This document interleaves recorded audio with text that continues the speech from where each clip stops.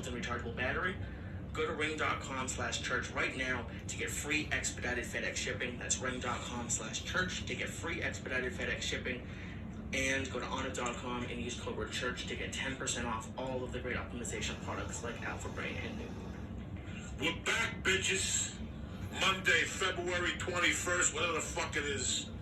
I think today's Julius Irving's birthday. That's all I'm happy about.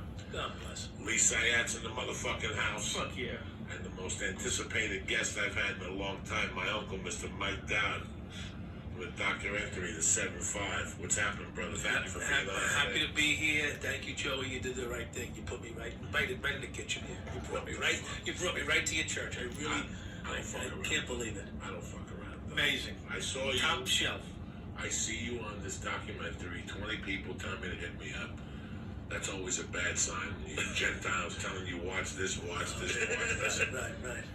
And then you were on Nick's. I know when Nick was on Rogan, Nick spoke about you, and I've known Nick for a long time. Right. And Nick's a Boston kid, right. You know, so a lot of people that grew up with this type of behavior aren't really impressed with this. Like, they've just heard bits and pieces. Right. When I watched it, and I saw a couple stories, but most importantly, I was watching you, I knew I was home. I had arrived. Oh my God. I had finally seen scariest. somebody who's real. Finally, in all this bullshit world, finally he's somebody real. I did this Christmas movie 7-8 years ago, and there's a guy in this movie that's an Italian guy, but he looks white. And all the years I've been in movies, this guy... Italian guys are not white, right? Well, no, but this guy looks like his name is Jerry. His name's not Enzo. And I see this guy. He only did one movie where he played, not a mobster guy, but a guy from the neighborhood. And the second day that we did the movie, he had two, supposedly, mafia high-ranking captains on the set. Now, I saw these two old guys, they had to be in their 70s, and I didn't even say anything. I just turned my back. At that point, I didn't know who they were. But if anything you know about us, we don't need to know who it is. It's got nothing to do with it. I waved. The actor waved back at me. We were doing scenes that day, and I kept going. Then that night, the guy told me they were in town because they were trying to sell their lives.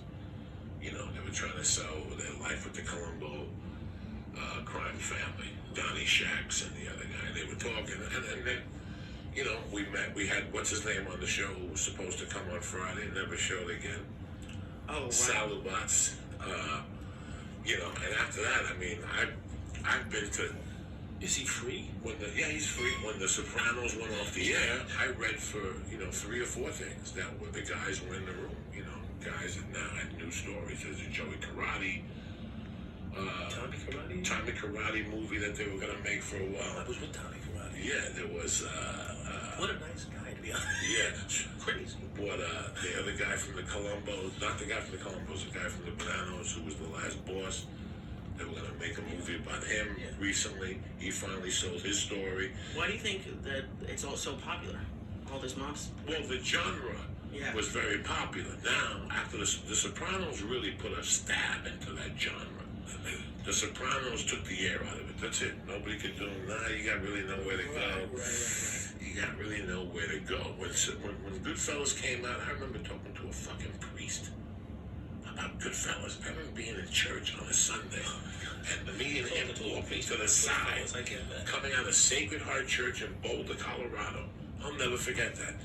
I forget his name. God forgive me. And I remember walking out, and he's like, "What's going on, Lane?" I go, "Father, I saw Goodfellas the other day." He goes, "No shit. I saw it too at the matinee." I go, "I didn't see it." He goes, "I was sitting in front. I didn't have my shit on." He was yelling at me. Here's me and this priest talking about Goodfellas. And he went with like a nun and another dude from the church. So it was something that was more mainstream. Yeah, crosses over. Nobody really went to see the fucking movie with the Boston guy. Oh, yeah, Black Mass was $30 million. And I enjoyed it. I got kicks out of it just because I hadn't seen anything in that genre. You know what I'm saying? Really? You like that? Yeah, the Winter Hill Gang or something. Right, the Winter Hill Gang. I was looking so much. I love these kind of movies. So I was really looking forward to Whitey Bulger. Give him some respect. Whitey Bulger's story. Yeah. So it's crazy when they really don't hit. Like Black Mass for me, I had like it was Johnny Depp. I thought it was gonna be great, and it just didn't. Those movies are not. The Sopranos deflated that charm. Funny story. A guy sends me on Twitter. He goes, I watched the Black Mask, and thank God, he says, the 7-5, the same weekend. He said it saved my fucking weekend. I'm like, what is the Black Mask? I didn't know what it was yet. I had to look up what the Black Mask was, and then say he watched the Black Mask, which was about the Winter Hill Gang and Whitey Bulger or whatever. And then he said the 7-5 saved his fucking weekend. I'm like, you gotta be kidding me. That this is like the documentary is better than the movie about the Winter Hill Gang. So I was really impressed. I mean, come on. So your movie came out on IMDb. It says 2014, but in reality, The official theatrical release was May 2015. And it came out in movie theaters. It came out in select movie theaters. IFC did a shit job with it. I'm going to be honest. They did a lousy distribution. They had no idea what they had, and it went from there. It went to HBO, Showtime. I don't know, Netflix. Showtime, Netflix, Amazon, all these different places, and really, to be honest with you, my son made this thing famous. You know, he took me up on social media, and he managed me, and he just kept pumping it out.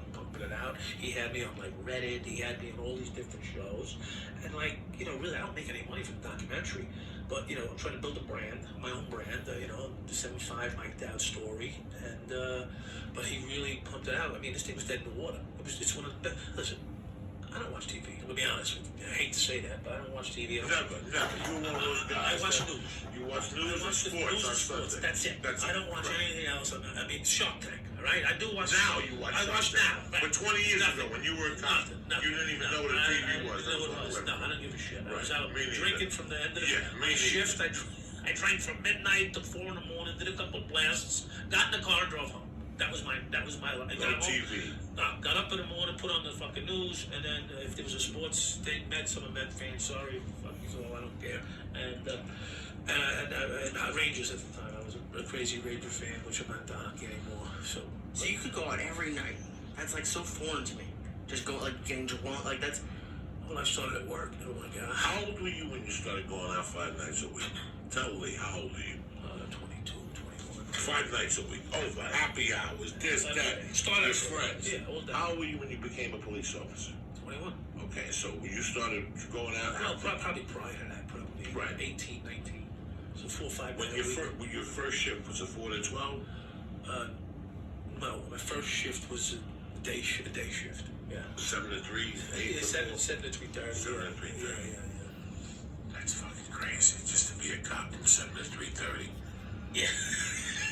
Like I said, Well, someone it do ends. run It up ends. the go It play ends. fucking I didn't basketball. start out doing that, you know. No, I I started understand. out doing the right thing, you know. Right, no, I You know, understand. it was, let me tell you something. It was a good fucking job. I mean, the pay was shitty, but it was a good job. You know, you went to work. The minute you got there, you started getting paid, right?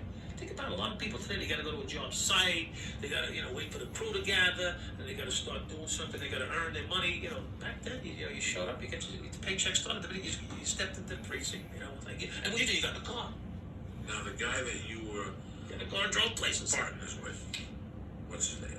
What? The one in the movie. Yeah. Kenny Urell.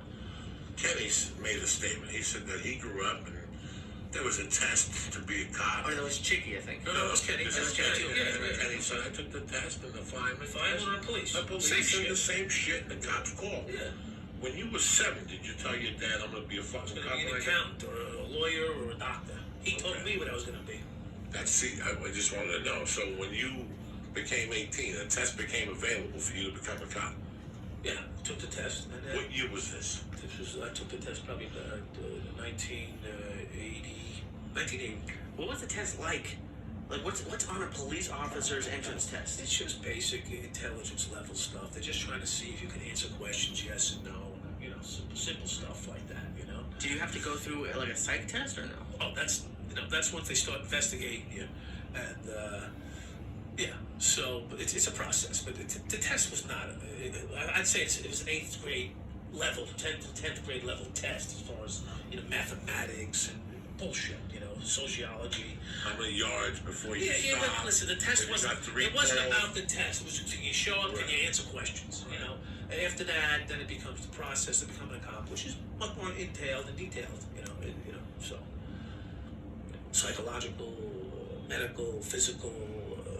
It's so funny when I think of you, and what intrigues me the most about you, that in my lifetime, I'm 53 years old as of Friday, and in my lifetime, Happy birthday. thank you, I've heard of two people who were doing the things you were doing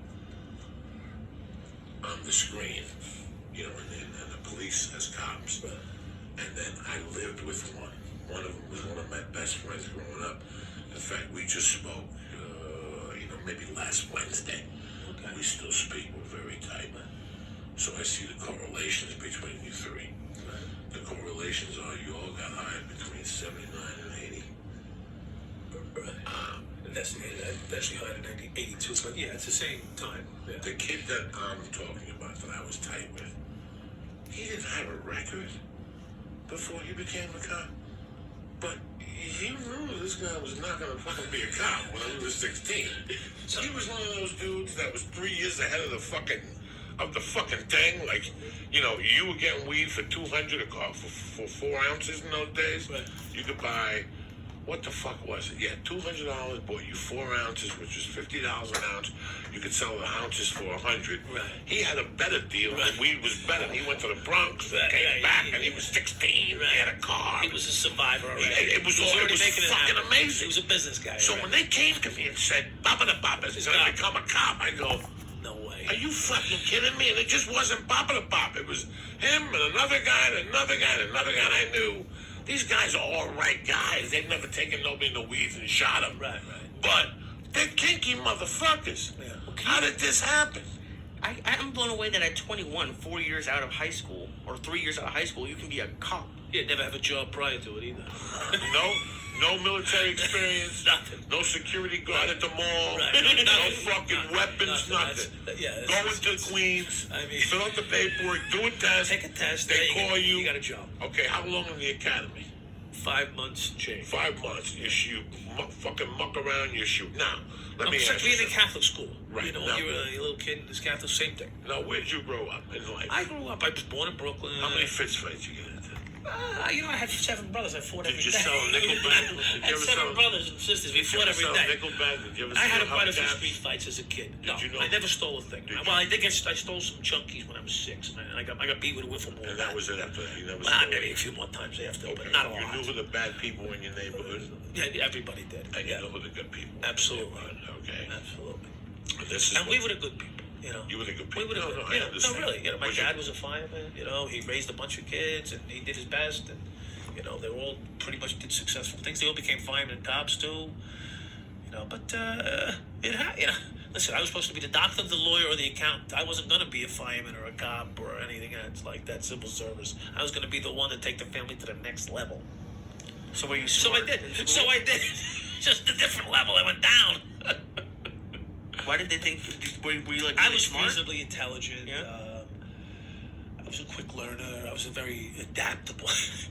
I learned how to adapt pretty quickly wherever I was at. So I guess, there's a different intelligence called like an emotional quotient intelligence. I was able to adapt to people, read people quickly, and utilize them to, they use the word manipulation, I was able to manipulate, but, not like whining and crying, manipulate, like Steve Jobs would do, one of those guys, they're the smartest guy in the room, but they know how to work the smartest guy in the room. Give me 2 minutes here. Give me 2 minutes real quick.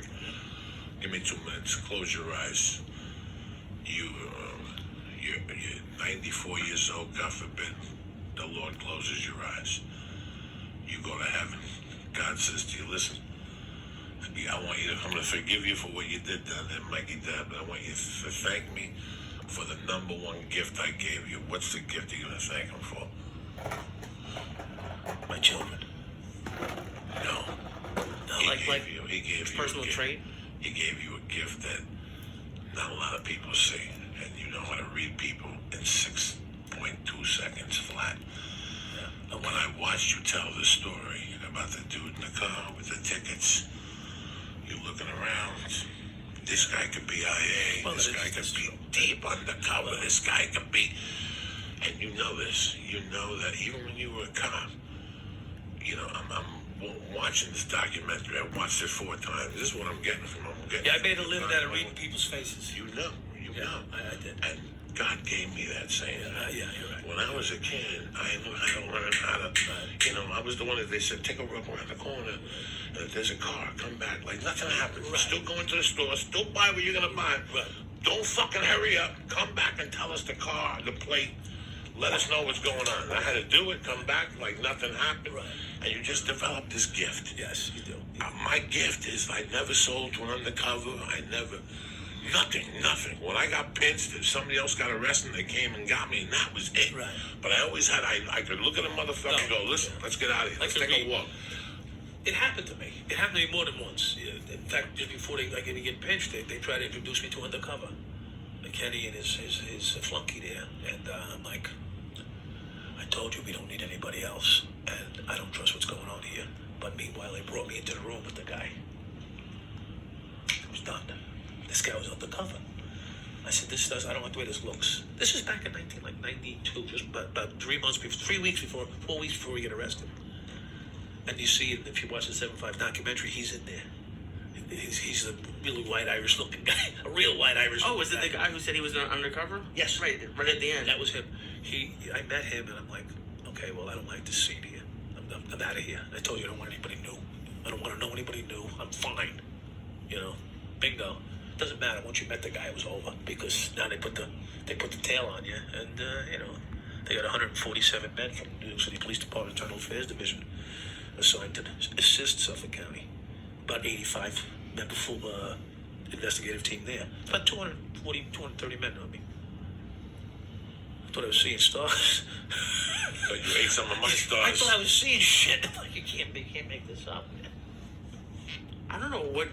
Maybe this is the question. What do you guys call what you both have? I don't know if it's charming or like when did that start? Because you guys, it's just amazing. It's just amazing to listen to. Charisma? I don't know what it's called. No, it's not charisma because I never got pussy. Well, so it's not charisma. Elvis had charisma. Sinatra had charisma. He's a good-looking dude. Yeah, My God. I hold my own, but I hold my own too much. when you were talking about in the 7-5, you're talking about getting money for the first time. Well, at the point in '87, coke was $34,000 a kilo. Right. And you went into the bag, and you're like, Jesus fucking Christ! There was white powder everywhere. Oh, that was a good one. I saw that was the your eyes. That was the Panamanian. Oh, please! I saw your eyes. I saw the excitement in your heart. Stop! It's embarrassing. It's embarrassing. No, it's not embarrassing. It's true. It's fucking true. Yeah, but it's. I enjoyed it too. I was supposed to be a cop. Listen, I was supposed to be an attorney, and I was supposed to be a Catholic, and my mother had just died. I was supposed to, uplift her name. It's the same fucking difference. Yeah. And one day you find yourself kicking in a window, taking that was a fucking amazing. Taking some that don't belong to you. The smell was amazing. It smelled like the bazooka bubblegum smell, though. Oh, Jesus Christ. I'm sorry. Your dick is getting I'm hard, sorry. You're sweating. And your palms are sweating. You have no idea. You go deaf, and your ears are ringing. You get. All I can think was, how am I going to get this shit out of here? There's cops everywhere. How the fuck am I going to get this stuff out of here? And I was a fucking nothing. I get 8 ounces, 6 ounces. I get somebody's stash that they would lose their house a month later.